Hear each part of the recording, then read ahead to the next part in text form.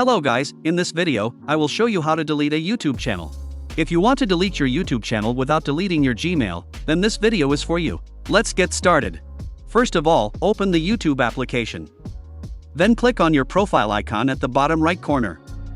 Click on Switch Account and log in with the account you want to delete.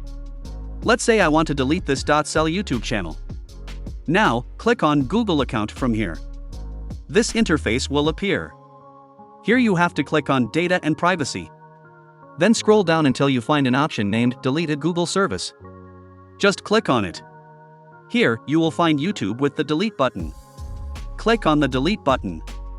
Here, you have two options: I want to hide my channel and I want to permanently delete my content.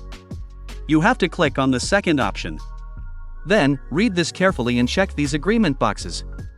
And then click on the Delete My Content button. Now, you have to type your email address here. Then click on Delete My Content.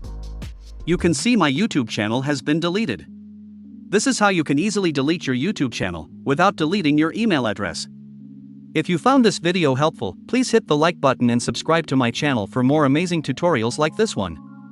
See you in the next video.